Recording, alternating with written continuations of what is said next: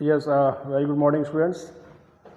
Firstly, I congratulate all of you that in your half-yearly examination you have done a very good job, and mostly students try to their best to answering all the questions because I have set this paper according to the CBSE norms, and no doubt that all the students have done their good effort for performing in this half-yearly examinations. And you know that now 6 months ago I have told you that this pandemic COVID-19 is not only for some period of time, but it's take a very long period.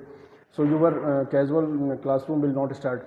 So today once again I am along with you, and I hope that you will be good in your health at your home and enjoy your life. Today my topic in Indian economic development is chapter number 10, employment and unemployment. This is a very important chapter as well as this is a very interesting chapter also.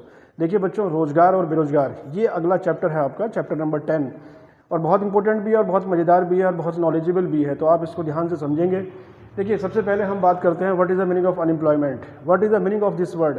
तो मैंने यहाँ पे definition लिखी, unemployment refers to a situation when people are willing to work at the existing wage rate and are able to work but are not getting work। देखिए इसमें कई चीज़ें जुड़ी इस परिभाषा में कि बेरोजगार हम किसको कहते हैं, unemployment refers to a situation.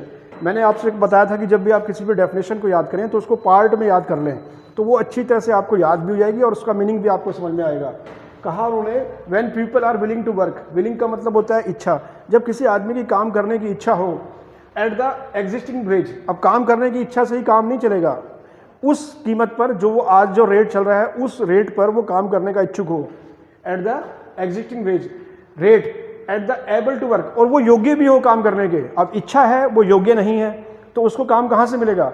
तीन चीज़ें इसमें आई, एक तो वो काम करने के लिए इच्छित हो, और जो इस समय रेट चल रहा है उस रेट पर काम करना वो चाह रहा हो, और वो इसके योग्य भी हो, उस काम करने के योग्य भी हो, क्योंकि इच्छा से ही काम नहीं चलता, आपके अंदर वो एबिलिटी भी होनी चाहिए जो आपसे काम करवाया जा रहा है। तो unemployment refers to a situation when people are willing to work at the existing wage rate, जो आज वेज रेट चल रहा है, मजदूरी का रेट, उस पर वो काम करने के लिए तैयार हो, and are able to work, और वो काम करने के लिए योग्य भी हो, but are not giving work, और फिर भी उसे काम ना मिल रहा हो। तो इस जो स्थिति को हम कहते हैं कि वो बेरोजगार की स्थिति में है।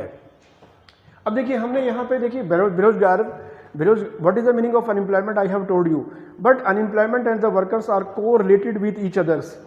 अनएम्प्लॉयमेंट का संबंध वर्कर से है, मजदूर से है।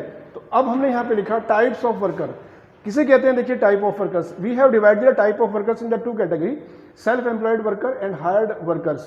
Self employed worker, as the name of this self employed worker means when a human being, when any person wants to be start its own business, its own production, so this we call the self employment workers. Second one is hired worker. Hired worker we can divide into two category. Number one is casual worker, number two regular worker. Casual worker means when any worker finds any work only for a short period of time, not regularly, not for a long period of time, so this we call the casual workers. And next one is regular workers. Regular workers are those workers who have work for the all time and there is not the situation of the unemployment. So we have divided the worker in the two category.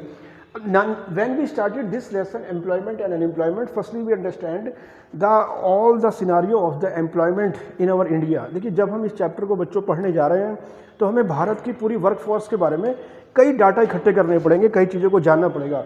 देखिए मैंने यहाँ पे लिखा number 1, तो अब देखिए जो हमारी वर्क फोर्स है उसको मैं कैसे आपको समझाने की कोशिश कर रहा हूँ।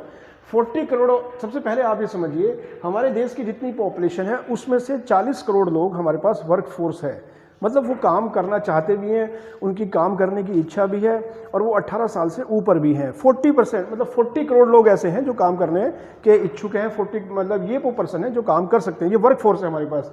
अब हम इसमें से बात करें, इसमें 70% मेल हैं और 30% फीमेल हैं। ये जो डेमोग्राफिकल डाटाज हैं ये आपको बच्चों पता होने चाहिए when you are studying this lesson.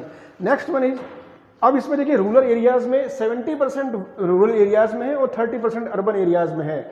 अब रूरल एरियाज़ में ज़्यादा क्यों है? क्योंकि वहाँ पर एग्रीकल्चर सेक्टर सबसे बड़ा सेक्टर है, जिस पे लोग डायरेक्टली और इनडायरेक्टली बहुत सारे लोग जुड़े हुए रहते हैं। तो इसलिए 70% जो हमारी वर्कफोर्स है वो रूरल एरियाज़ में रहती है और वो किसी न किसी रूप में काम से जुड़ी हुई है, चाहे वो खेती का काम हो, चाहे वो बागवानी का काम हो, चाहे वो मार्केटिंग का काम हो।